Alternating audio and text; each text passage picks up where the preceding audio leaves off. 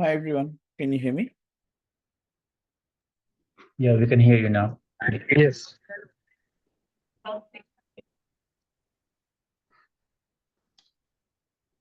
Suresh. Hey, hi Ravi. Hi everyone, very good morning and good evening. Uh, First of all, thank you for joining this demo session. So just give me a minute, we'll get started.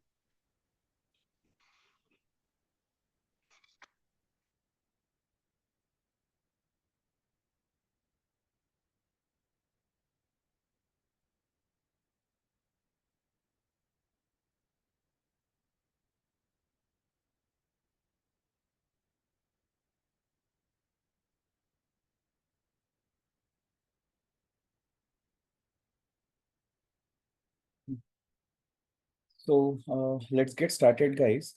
Um, Before we start today's session, there are a couple of requests from me. Try to be as active as possible and try to interact as much as you can, right? So you can either use the chat window or you can unmute yourself and talk to me whenever you want to interact or whenever you want to say something. Okay, so let me start with my introduction. My name is Suresh and I have 12 plus years of experience into data engineering, guys. I started my career as a Hadoop developer. From the day one itself, I started working on this distributed processing frameworks. I started with Hadoop, and then I moved to Spark. Then I started working on the cloud from around 2016. Worked on multiple clouds, especially Azure. Azure, I have almost 6, 7 years of experience, and I have worked for 3 years on GCP and around 7 to 8 months on AWS. I don't have much expertise with AWS. I mean, practically, but theoretically, yes, I do know AWS as well, pretty well. Okay, and coming to my training experience, I have been training folks from 2016. Okay, so I started training folks on Hadoop and then Spark and Azure data engineering most of the time, and I also offer trainings on Python. Okay, so this is a brief introduction about me. We'll get to talk about my experience more during our sessions. Okay, so I would I request you to introduce yourself. You don't have to unmute, guys. I'll just give you a format. You can just use that format to ping in the chat window your name and then your experience and the current technology you're working on. Okay. For example, in my case, Suresh, experience 12, and the current technology I'm working on is data engineering or data engineer. Okay, if you are a fresher, you can just mention Suresh and then fresher. Okay, so we'll spend 2 to 3 minutes here.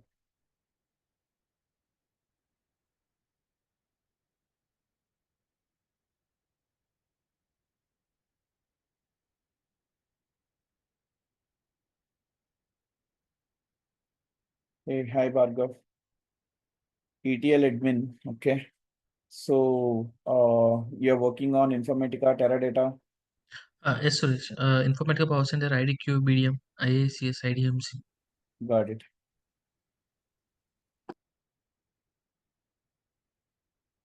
Hi Ravi, 12 plus years of experience in system administration and platform engineering. Great.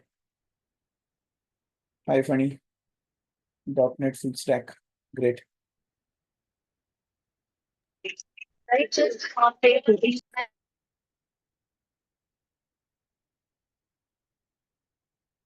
Sudhir.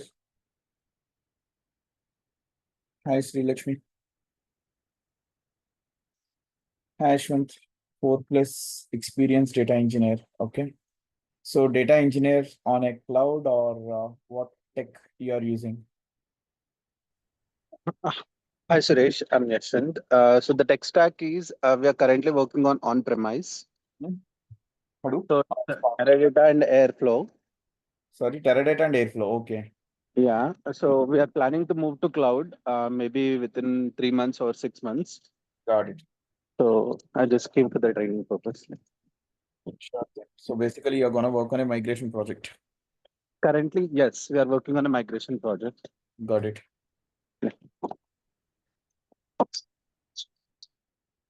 Hi, Prasad. 4+ years Java. Praveen, SQL admin. Cool. Myself,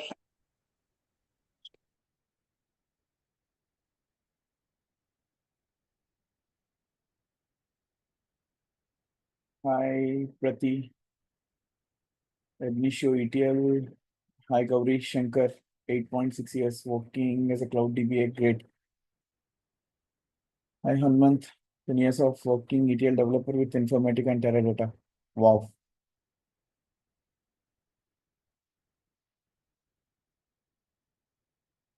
I'm seriously loving this batch.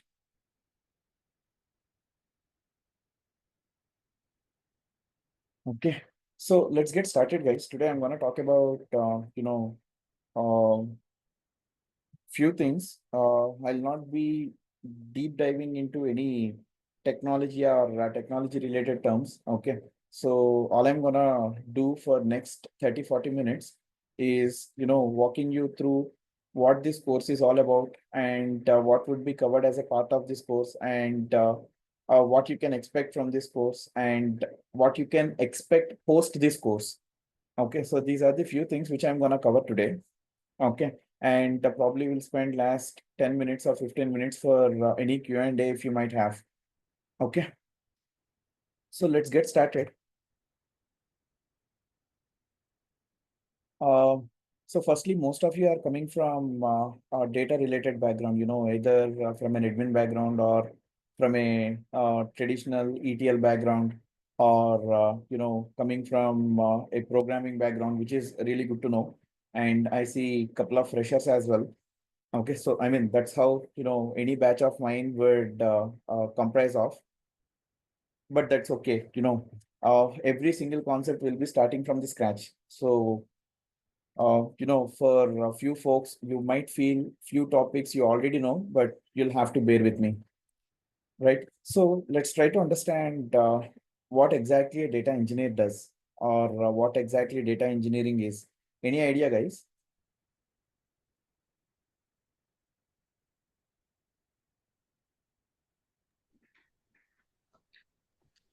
Mostly extract Data the data analyst, from one format into another and then create reports or make use of the data that transformed. Mhm.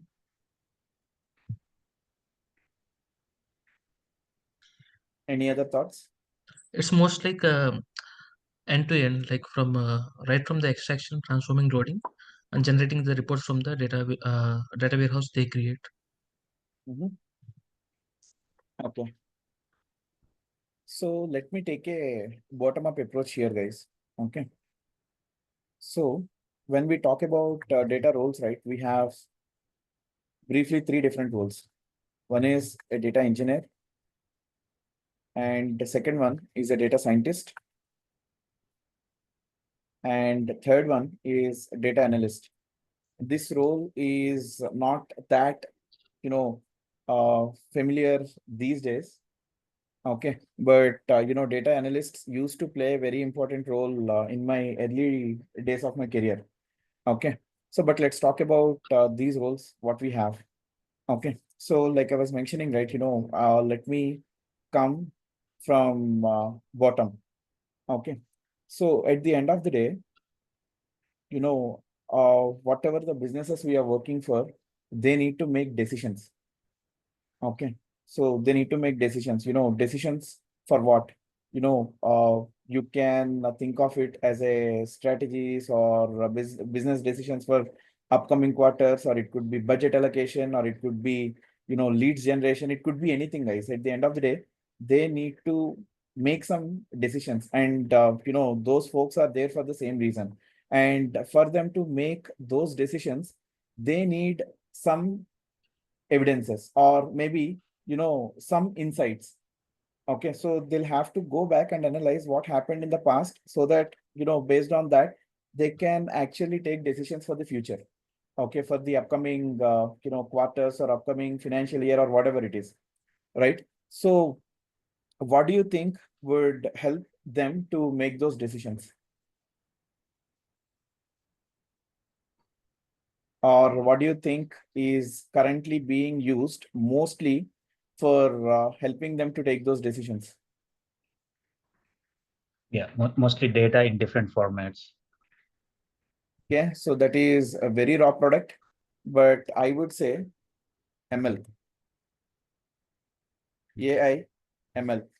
Okay, so AI ML is a very high level term, guys, but when you deep dive, you will get to know a lot of things. Maybe they want to predict how the sales is going to be in the upcoming quarters. They perform predictive analytics. Maybe they want to understand what has happened in the past so that they can rectify it. They do prescriptive analytics. There are different types of machine learning algorithms that comes into picture, and then they take decisions based on that. Okay, and now not just this, for them to understand how the organization is performing. Okay, so they can understand it by simple report. I mean, report is again a very high level term, but generally what a report talks about is numbers. Okay, so what are your sales numbers? What are your sales numbers by category? Sales numbers by different departments you might have. Again, the metrics I'm talking about can change from business to business, domain to domain. Okay, maybe if you go to a retail domain, it could be different. If you go to a healthcare domain, it could be different. If you go to finance domain, it could be different. Okay, but all they need is some metrics for understanding how the organization have done in the past and what they can do to improvise it. Okay, so at the end of the day, these two areas would play a key role in making those decisions. Okay, now for me to build a report or to run a machine learning algorithm, what do I need? Data. As simple as that.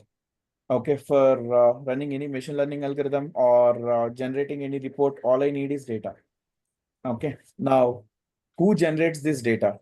Or even before we talk about that, can the data that is available be directly consumed for running ML algorithm or building a report? Answer is no. Okay, so it has to be transformed in such a way that it can be directly consumable by our AI or BI applications. So I'm considering this as AI, and what are the reports I'm talking about, right? Business reports, I'm considering it as BI, business intelligence. Okay, so for me to build any BI report or for me to run any AI algorithm, I need data. And how do I need that data? In a format that I can actually run my machine learning algorithm or build my BI reports directly. Okay, so I'm using very layman terminology, guys, but this is not how our sessions are going to be. This is just for your understanding. Okay, now who would be providing data in the format I would need? There comes the data engineer. There comes the data engineer. He is the one who would be, providing that data in a readily consumable format for AI or BI applications. As simple as that. Okay, so the job of a data engineer wouldn't be that easy as I'm talking. He will have to handle multiple things there. Okay, so what do I mean by that? When you talk about classifications of data, there are multiple classifications, right? We have structured, we have unstructured, and then we have semi-structured.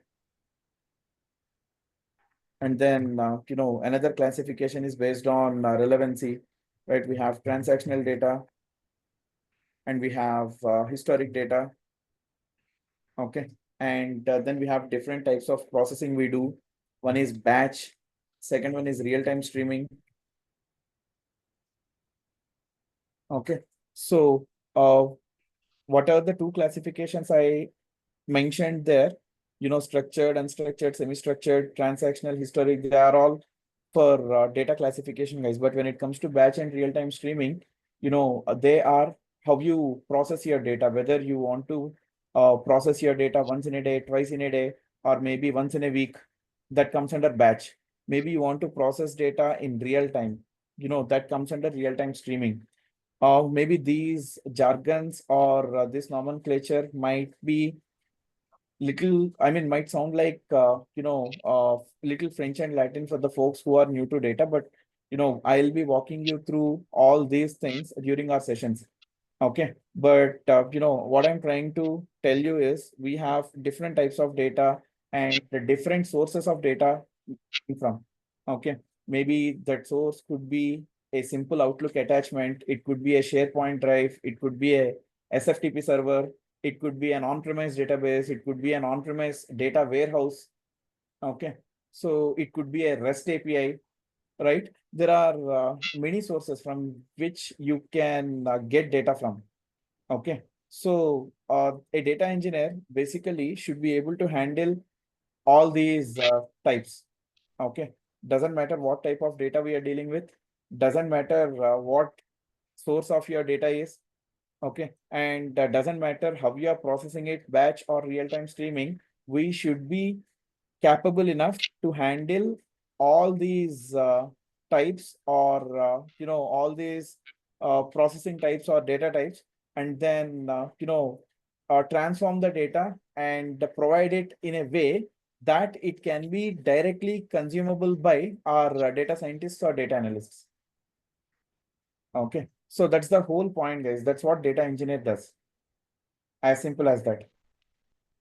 Okay, and the data scientist, like I was mentioning, he is the one who would be focusing on building those AI applications. Say, for example, maybe I want to predict sales for next 3 quarters so that I can plan my logistics accordingly. So he would be coming up with, the AI algorithm that can do that job. Maybe one of the algorithms from predictive analytics. Okay, and then, the data analyst is the one who actually builds those reports. Okay, so when it comes to data analyst, he should be having a strong understanding on the domain as well.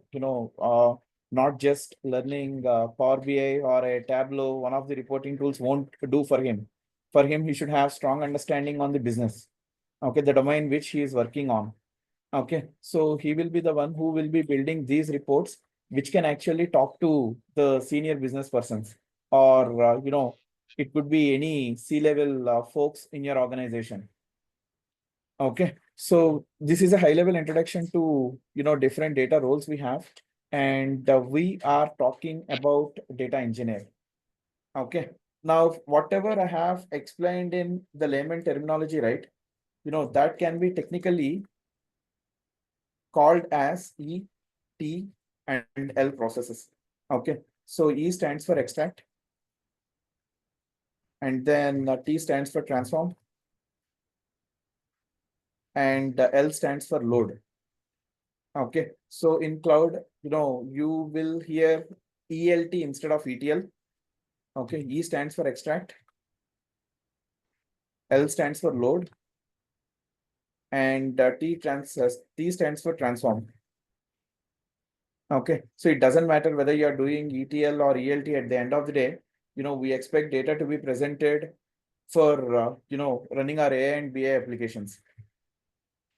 Okay, now we have different services, guys. We have different services which can help us to do each of these activities. Maybe you want to extract data. What is the extraction? Before we actually go there, let me give you a scenario. Okay, let's say I have data sitting in maybe 3 sources. One is SFTP, and maybe my second source is on-prem database. Okay, and then I have my third source of data, which is REST API. Okay, so maybe by calling this REST API, I'll be able to download the data. Okay, now let us assume I'm gonna build my final data, which can be consumed by AI BI applications on cloud. Let us assume the cloud is Azure. Okay, now the first step is to bring data from your data sources to Azure. Okay, so that step is what we call as extract. Okay, and we do have different services which would help us to do the same ways. We have data factory, which can do that, data bricks, which can do that, and then fabric can do that. Okay, so there are different services, but they all have their own pros and cons, which we'll be discussing throughout our course. But yeah, we do have different services which can help us to do this extraction. Okay, and once the data is pulled from your data source to cloud, you'll have to store it. That is where load comes into picture. Okay, and for storing your data in Azure, you have something called as ADLS Gen 2, or even before ADLS Gen 2, we call it as storage account. Okay, and the next step we do is transform. So we apply transformations to change your data into a consumable format. Okay, and again, to do the transform, we have transformations, we have different services. Maybe you want to use Spark distributed computing framework, you have Databricks, or maybe you want to uh, go for a drag and drop application, sorry, drag and drop approach.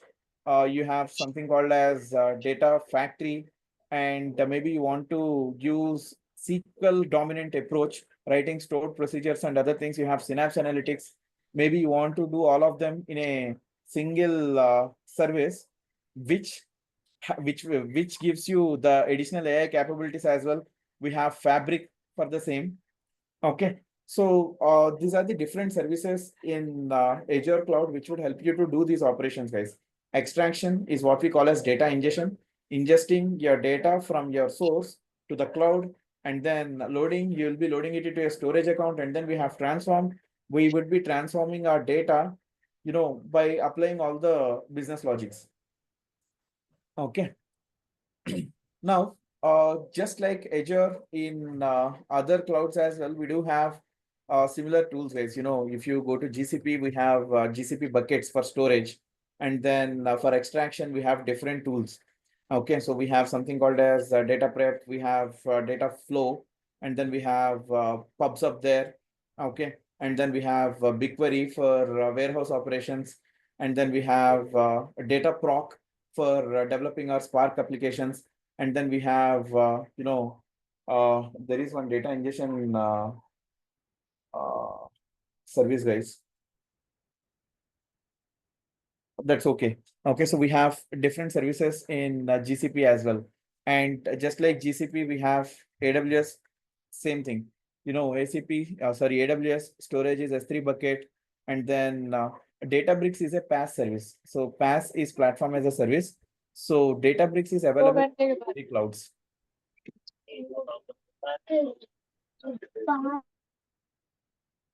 Okay, so Databricks is a PaaS, platform as a service. It's a third party. It's not managed, or it's not created by any of these cloud vendors, guys. Databricks is a different service, and it is available on all the three clouds. Okay, but we do have the cloud specific services too. Okay, like I was mentioning, Synapse or Fabric, they are or Data Factory, they are only present in Azure. You won't find them in GCP or AWS, but you will have the analogous services.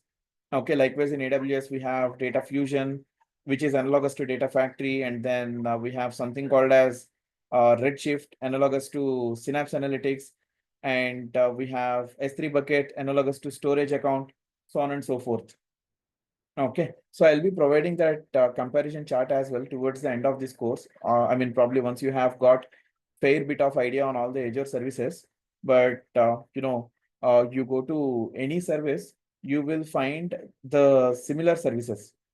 Okay, for doing a similar job. Say, for example, you have a service X for data ingestion in Azure, you'll have service Y and service Z in GCP and AWS respectively for the same purpose. Okay, so let me take a pause here. Any questions so far?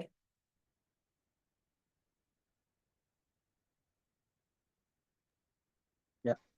Suresh, you'll be giving us an understanding of Azure and the other cloud, Google as well. What?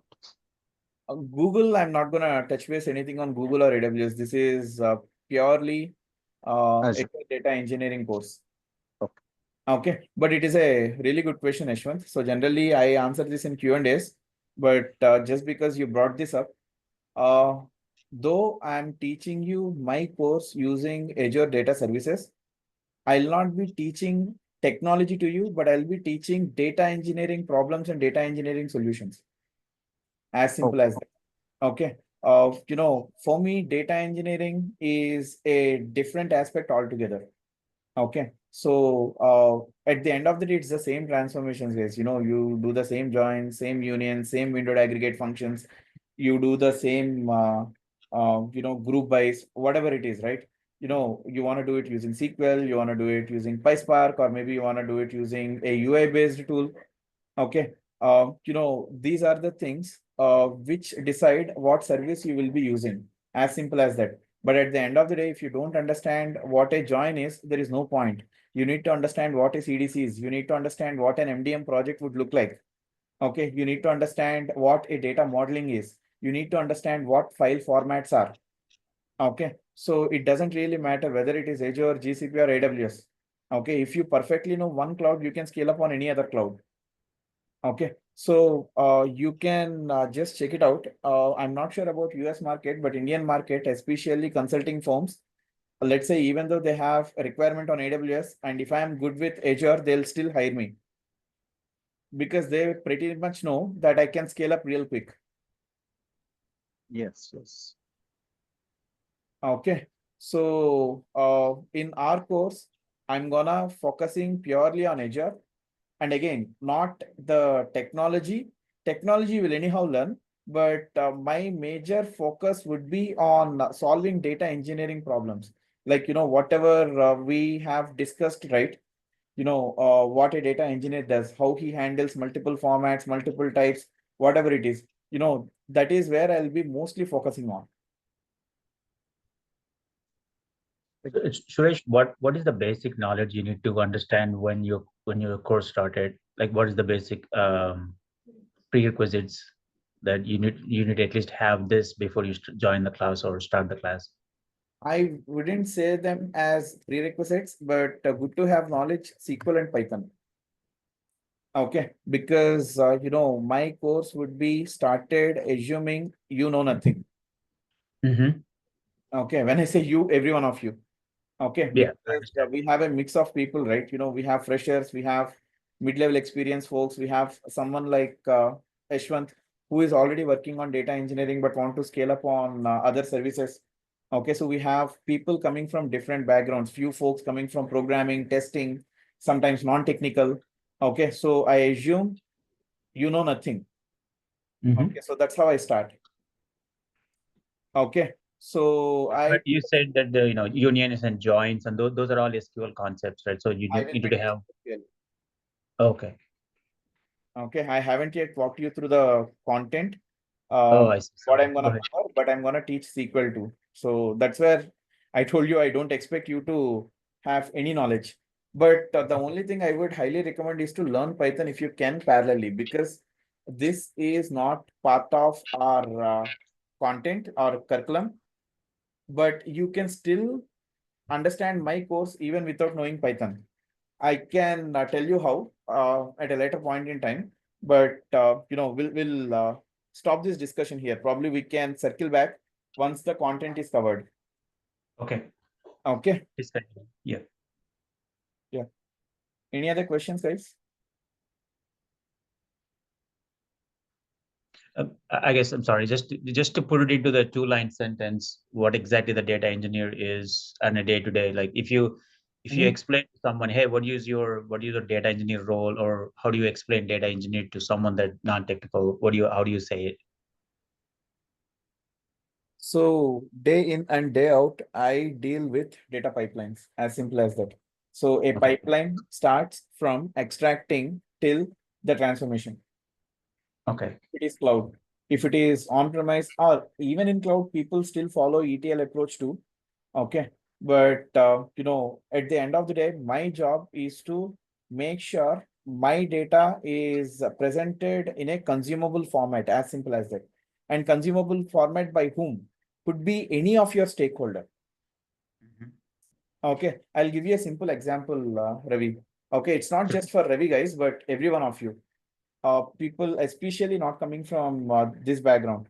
Um, you know, I want to generate some leads. You know what leads is, right? So lead is nothing but, someone who is interested in my product. Okay. So in my case, you're all my leads. Okay. You are interested in my product. What is my product? Is this training? Okay. So in organizations, especially who are dealing with products, this leads generation is one of the pretty good use case. Okay. And how do you know a particular lead is really interested in your product or not?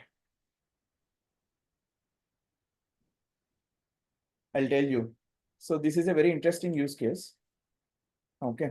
So generally, any product or any organization who is selling their products will have this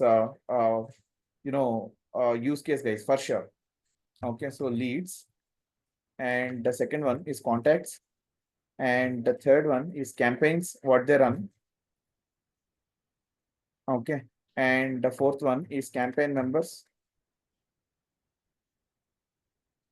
Okay, and the next one is prospects. No, opportunities and then prospects.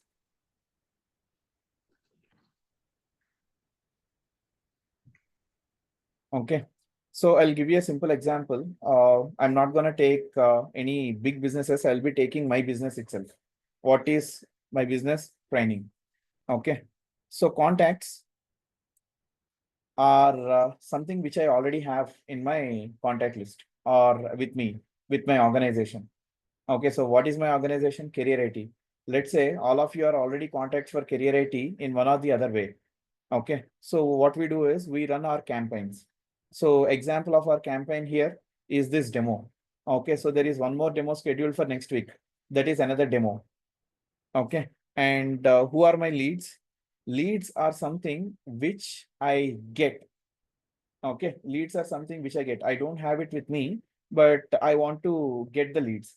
How can I get it? I can run my different campaigns, probably I can run a Google ads. Okay, or maybe I can run an Instagram ad, or maybe I can run some social media ads. Okay, not just ads, or maybe it could be a reference. Okay, so leads are something which I don't have with me, but they are someone I don't have a contact, but they are interested in my product. Okay, so I'm going to generate those leads using different platforms, right? And then I conduct campaigns. Okay, so this campaign would be conducted for both contacts and leads. Okay, and once a lead or a contact have attended that campaign, they become my opportunity. Now I have almost 11 of you attending my demo, right? All 11 of you are my opportunities.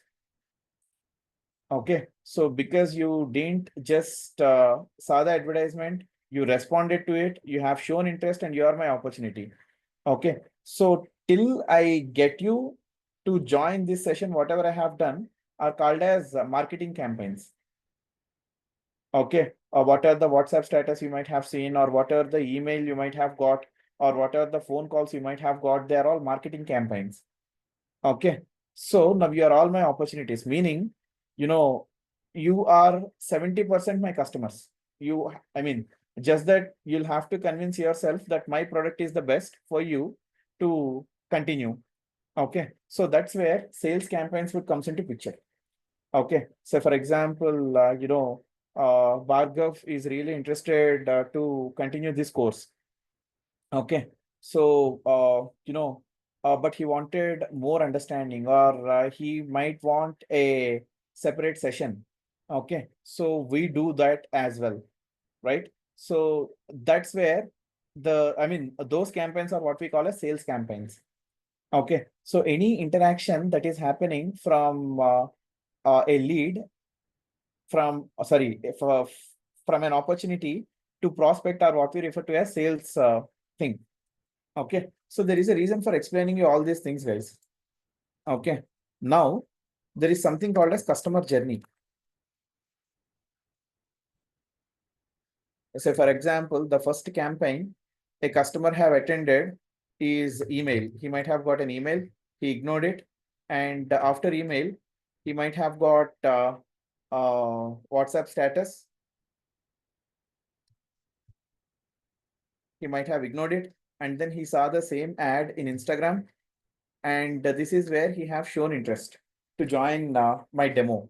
Okay, so till here he became my opportunity, and after this one, he joined my demo, and after demo we had a personal workshop. Okay, and then he became our customer. This is what we call as customer journey. Okay, so this 0 or 1 indicates whether he has become our customer or not. And maybe there is another customer emailed, and then he also saw the status, and then he started ignoring it, 0. And then there is another customer email, and he saw my Facebook ad. He doesn't, he since he is not our contact, he might not be able to uh, receive an email or a phone call. So first one also shouldn't be an email. Maybe I would say LinkedIn, and then Facebook. Then he registered, became an opportunity, and then probably he attended a demo. He didn't like the demo and didn't join, 0. So this is what we call as customer journey. Okay. Now, now based on this customer journey, my data scientist want to understand what among these campaigns are contributing most for customer conversion. They have their machine learning applications, but for them, all they want is data to be in this format. All they want is data to be in this format, which is not readily available, guys. Your data would be present in these places, and they could be at different sources. Now you as a data engineer will have to pull the data from different sources and do all the transformations that are needed and prepare your data in this format so that your machine learning algorithm, sorry, your ML engineer or maybe your data scientist would run his algorithms to understand what campaign is contributing most for the customer conversion. I mean, this is the project which I have worked for Google. Okay, I just tried to create an analogy with my product, but in our course, I'll be explaining the actual project as well. After you have fair understanding on the services we use. Okay, are we good now? Yes, that makes a lot of sense. Yes. Okay, now coming to our course content. So you pretty much know we are gonna cover services from Microsoft Azure.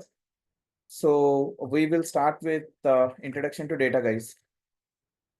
Okay, so this is where, I mean, first couple of days or first 3 days we'll be spending on the basic concepts, understanding different types of data we have, the classifications I have mentioned earlier, right? We'll be deep diving into what those classifications are, so on and so forth. And then I'm gonna introduce cloud to you.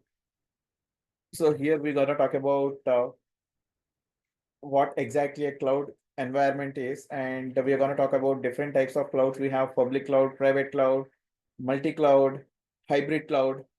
Okay, so all these things. And then we will talk about different type of cloud services. We have PaaS, IaaS, SaaS, serverless. So we will try to understand and get used to that nomenclature. Okay, so then we will be setting up our Microsoft Azure account.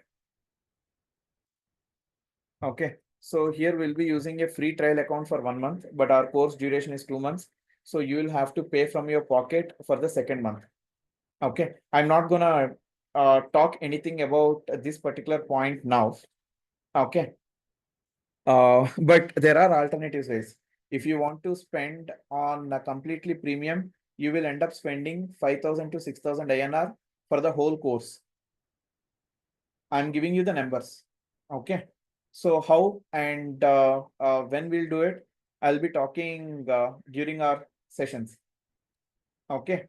The smoothest approach is spending 6,000 from your pocket. If you are not ready to spend that additional 6,000 on this particular course, then you'll have to compromise on few things, but you will still be able to practice 80% of what I'm teaching for zero cost, additional zero cost. Okay. Maybe you spend 2,000, 2,500 additionally, you should be able to, practice everything that is discussed in the course. Okay, but more effort is needed compared to spending 6K. Okay, so these are some random numbers I'm giving. You can just do a plus or minus 10% or 20% maximum, not more than that. Okay, but you have all the ways using which you can actually practice. Okay, and then we'll start with ADLS Gen 2, which is our storage service.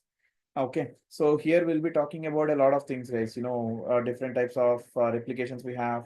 We'll talk about medallion architecture. We'll talk about archival. We'll talk about lifecycle management policies. We'll talk about high availability. All these features what Microsoft has to offer. We'll be talking about those things, and then starts our star item, Azure Databricks. Okay, so no matter what cloud you are getting into, Databricks is a rockstar. Okay, so if you don't believe me, you can open your job portal and search the jobs with the Databricks keyword. Okay, and believe me, I'm gonna spend 1 month on Databricks, guys. Okay, so out of 2 months we have, I'm gonna spend 1 month on Databricks itself. Okay, and I can challenge you, you cannot find a better course on Databricks than mine. Okay, now when I say Databricks, in Databricks, I'm gonna start with SQL. So this is where I'll be teaching you all the SQL of the basics. I'll start from basics of SQL, starting from creating a table. Okay, and then I'm gonna teach you PySpark. Okay, and then I'm gonna get into the Databricks additional features what we have. Okay, like different types of compute we have, Unity catalogs, and then autoloaders, and Databricks widgets, and the Databricks workflows. Okay, so what not? I'll be covering everything, and then we'll be spending good amount of time in understanding Spark architecture and also optimization techniques, the challenges which you face in real-time projects. So all these things I'll be covering. Okay. So just yesterday, we are talking about the challenges. We spoke about data skewness. Okay. So I'm gonna give you only real-time examples, guys. Okay, my data might not be real time, but the scenarios or the examples I have created are all real time. Okay, and then we are going to start with Azure Data Factory. So Azure Data Factory, I'm going to show you all the components what we have and how we build the pipelines, data pipelines using drag and drop approach. So basically Azure Data Factory is a no code or less code tool using which you can do a lot of things. Okay, so here I'll be showing you something called as SHR as well. Which most of the courses doesn't show you. Okay, so using SHR, you can actually pull data from on-prem databases to cloud or on-prem file system to cloud. I'm gonna show you how you can set up this SHR and how you can actually pull the data from on-prem to cloud. Okay, and we will be wrapping up our course with Azure Synapse Analytics. Okay, so we'll not spend a lot of time on Azure Synapse Analytics, guys, because Azure Synapse Analytics is nothing but Data Factory plus Databricks with additional warehouse capabilities. Okay, so we'll be spending around 3 to 4 hours on Synapse Analytics, because by then, just by looking at the UI itself, you'll feel very comfortable. Okay, and additionally, I'll be talking about Vault service in Microsoft, which is Azure Key Vault. Okay, so this is for securing your sensitive data, guys, like passwords or any access keys or anything that is sensitive. We use this key vault. I'm going to show you how you can use this key vault as well. Okay, and finally, this is something which I won't promise, but I'll try to show you GitHub integration as well. So far, this is not there in my course.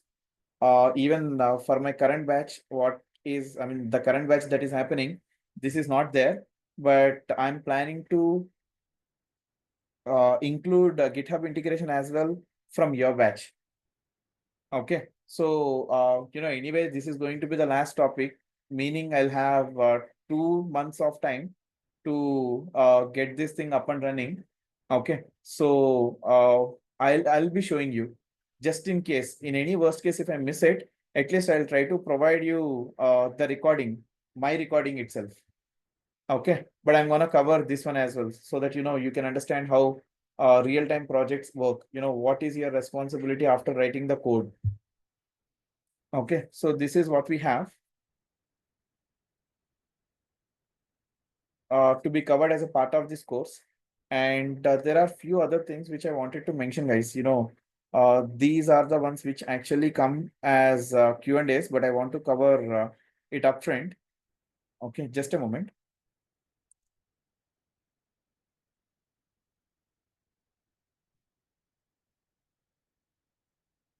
So first things first, we only take 10 participants for the batch.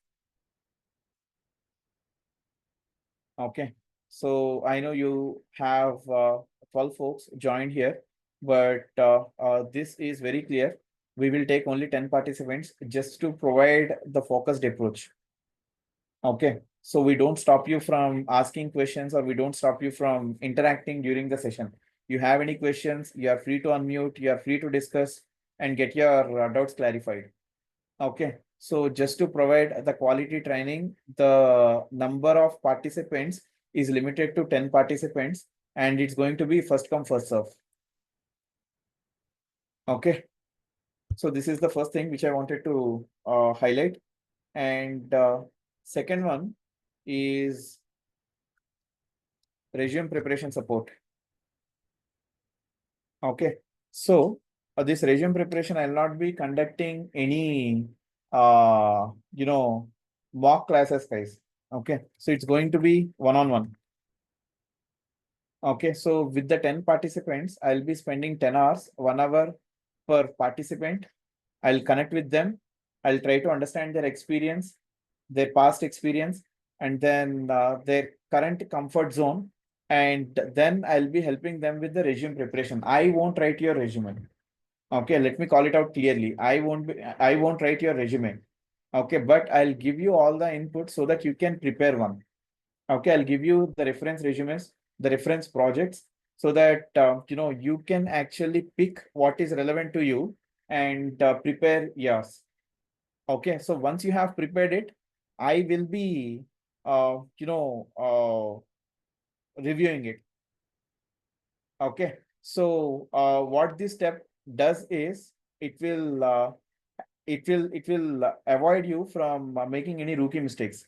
At least your resume will not get filtered out in the first round itself. Okay, so this is something which you can expect from me. And the second one is one mock interview. Okay, so this resume preparation, you will be having during the last 2 weeks, because I want you to have some understanding on what we are discussing and what we are aiming for, right? So I don't want to do it from the first week. Okay, so last 2 weeks, you will be left with some part of data factory and synapse. So by then you will get comfortable. Okay, so I'm gonna schedule sessions for your resume preparation in the last couple of weeks, and I'll be doing one mock interview after your course for all the 10 of you. Okay, you can pick any time slot, whatever is available, and whenever you are comfortable, based on your experience, I will be doing the mock interview. Okay, so this is the thing, and I'll be providing you with a set of interview questions, but you don't expect like a typical a document, guys, where you'll have a question and then answer, question and then answer. No, I won't do that. I'll be providing you with only questions and you'll have to figure out answers. If you are not able to, I'm here to help you out. Okay. And apart from, providing a document with questions, I will always touch base on how questions are asked in interviews. Okay. So again, just to give you an example, this is an answer for yesterday's question. Okay. So I'm gonna tell you how questions can come and how you'll have to answer. What would be the expectation of a interviewer?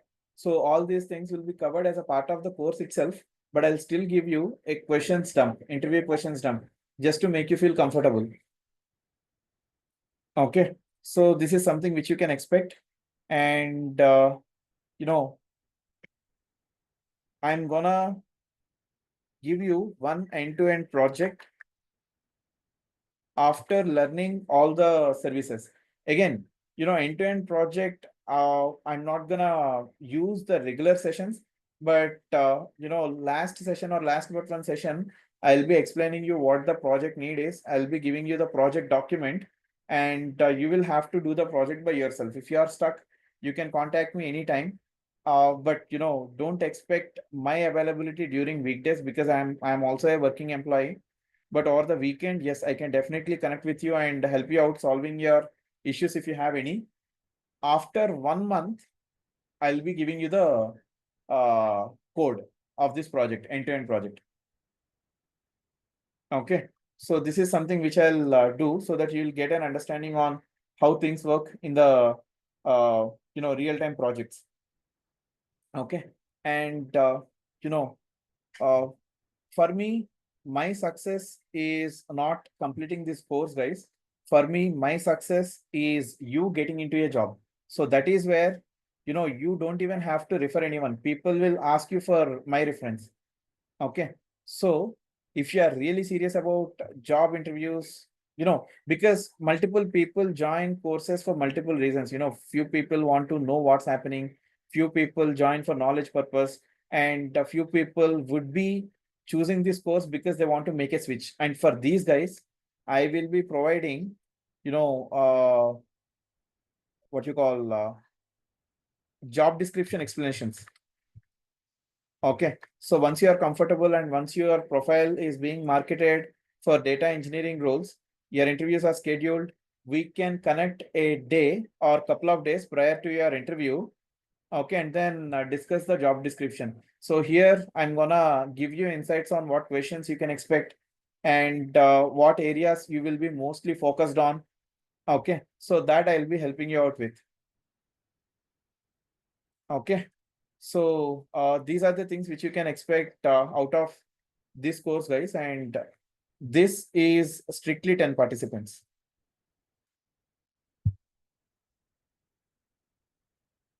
Now let me take a pause, and floor is open for Q&A.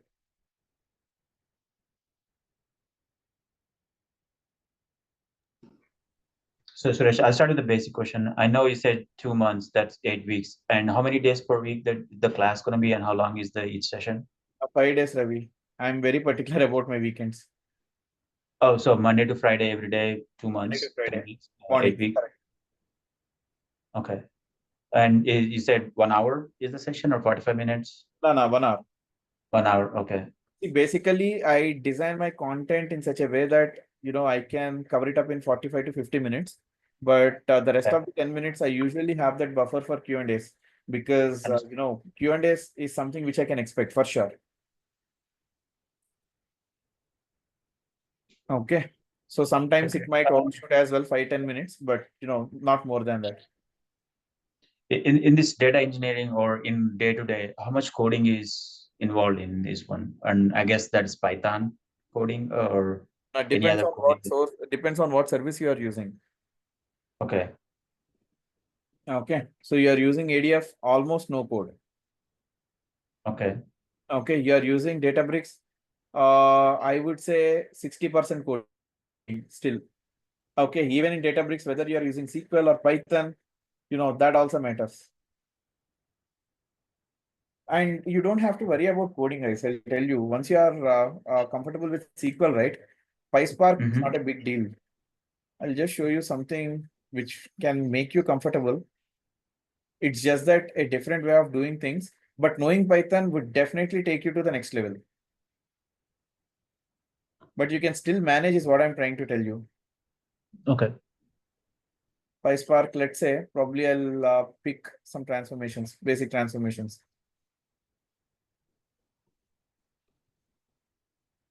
the code looks pretty simple, just by looking at this, you can understand what you're doing. So here you are selecting these 3 columns. Okay, so there are multiple ways of doing the same. And here you are adding a new column. Okay, using this with column, this is the new column name, and this is the logic for the same. Okay, likewise, this is a string literal. So generally string literal, we give a hard-coded string as a column value, right? Which will have the same value for all the rows, something like that. Maybe you want to rename a column, we use a function with column renamed. And then you want to do a filter operation, which is where clause. Okay, it looks something like this. We use a filter function, and then we'll specify the condition on what basis it has to be filtered out. Okay, maybe you want to add multiple conditions. This is how you do it. So what I was trying to tell you This is one this is is Python, something right? which is manageable, right? This is PySpark. PySpark, it's something related to Python. I never heard Python, PySpark, correct. but it kind of seems to Spark like is a a sister of framework. Python. Python is a programming language. And when you implement your solutions using Spark framework and Python language, you call it as PySpark. Okay, Spark, Lemon, and Python language. Okay, yeah, the script kind of looked like Python, but PySpark I never heard of it. So it's like a Spark is sister a to framework. Okay, Spark is a Just framework. like .NET and C#. .NET is a framework, and you use C# language to implement .NET framework. Gotcha. Okay. Okay. So, but if you know Python, it will take you to the next level. I would highly recommend you to learn Python, if not in the first couple of months during our course. But once you are able to follow end to end what you have learned in our course, probably you can take time, maybe 20 days, 15 days, 1 month, depending on your availability. Okay, and you can practice Python too. I'll give you course links and the materials as well, where you can follow this. And I'll be taking couple of sessions to show you what you can do knowing Python, how you can automate things. The same thing you can automate actually. So I'll just I'll just take a couple of sessions in showing you that approaches too, so that you will get a fair understanding on how learning Python can help you write a better code. But can I write code without knowing Python? Answer is yes. Understood. Hi, Suresh. Yeah, Ashwin. Yeah, like maybe my question would not implicate to the ones who are freshers, but as an existing employee to the data engineering, I would like to understand if you would be training us on the impact analysis related things. What is impact analysis? Like just in case if you are working on SQL or if you are doing any joins, so there might be some impact. Like Okay, so you're performance. talking about explain. Yeah, something like Understanding that. how Like your query works. yeah, and that thing, and as an I need an explanation, like an understanding on the other thing. Like since I'm working on the data warehousing, this Q factor is very much since we have less PIs. So I might need an understanding on that too. Like when you come to the SQL subject only, you can explain that thing. So basically, yeah, this is a very good question, Yashwant. Because especially people coming from different backgrounds, I will be definitely focusing on optimizations, guys, especially data skewness. Okay, not just data skewness, but we also have additional optimizations, like changing the type of joins, like broadcast join, and we have something called as partitioning to improve filter performance, and then we have optimize command. We have other optimization techniques. Okay, so whatever I'm gonna cover would be relevant only to PySpark. That might not be applicable for Teradata or any other services. Okay. Say for example, you said impact analysis. So what I understood by that is understanding the plan. So whenever you're writing a SQL query, you need to understand how it is going to get executed in the backend. Okay, so that I'm going to show you. So we have explain command in Spark, using which you can actually do that. Okay. Yeah. So again, skewness is a very common problem, but how different tools addresses it would be different. Okay, so I will be focusing only on Databricks, sorry, on Spark. Okay. Okay, but there is one common technique which is used everywhere, salting. Hmm. Okay, so I'm going to teach salting using Spark though, but you can do the same using SQL in your Teradata.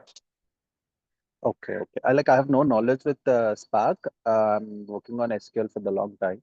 Yeah. But yeah, it will be really helpful. Like we are moving to Spark actually. Basically, Spark is more advanced than your traditional SQL. So for example, Yes. Databricks also supports SQL. But again, at the end of the day, it is Spark job in the backend. So whatever Yes. SQL query you write, it will be converted to Spark job in the backend. And we have very advanced engines. Like, we have something called as adaptive query execution engine. Okay, so you Okay. don't even have to take care about skewness, salting, anything else. It will make sure, all those things are taken care of internally. Okay. Okay, so DAG optimizations it will do. So for example, if it is a traditional SQL, you'll have to filter the data first and then do the joins or any other thing. Here, you Yes. don't have to do all those things. It would create a chain of transformations you're doing, and then it will reshuffle the operations and it will execute in the most optimized way. Okay. Okay. So a lot of things are pretty advanced, but I'll still Yeah. tell you how we used to do things couple of years earlier or 3 years ago. Because Yes. Yes. interviewers doesn't really want to know what you're currently doing. They want to understand what your experience is. Yes. Okay, so those things I'll be covering. Yes. Okay. That would be helpful if you're comparing it with the past. Yeah, I will definitely do. Say, for example, it's been almost 2.5 years. I last did salting. Okay. Okay, because after AQE, I never got a need to do salting. But one famous interview question would be, what are the challenges you have faced in your projects, Hmm. especially when you're dealing with terabytes of data? So they expect Yeah. me to talk about data skewness. Yes. Okay, and for the same reason, I'll be talking about data skewness, salting, and other things, even though they are not, they are addressed by default today. Okay. Okay, Thanks. no problem. Any other questions, guys?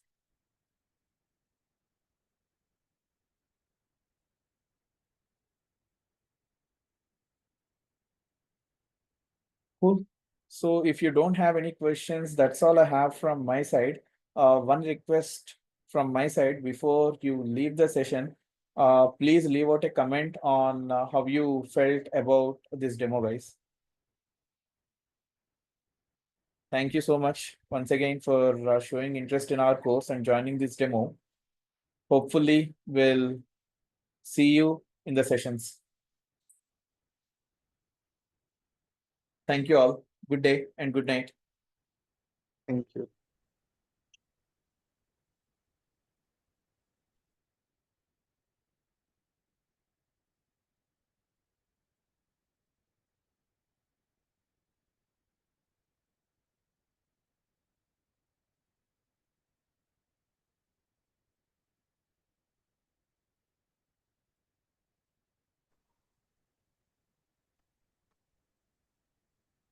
Thanks, Sri Lakshmi.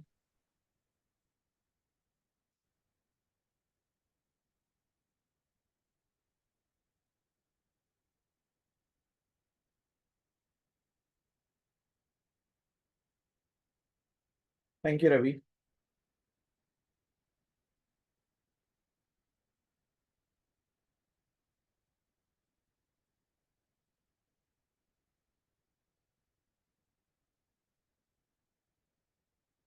Cool. Thank you all.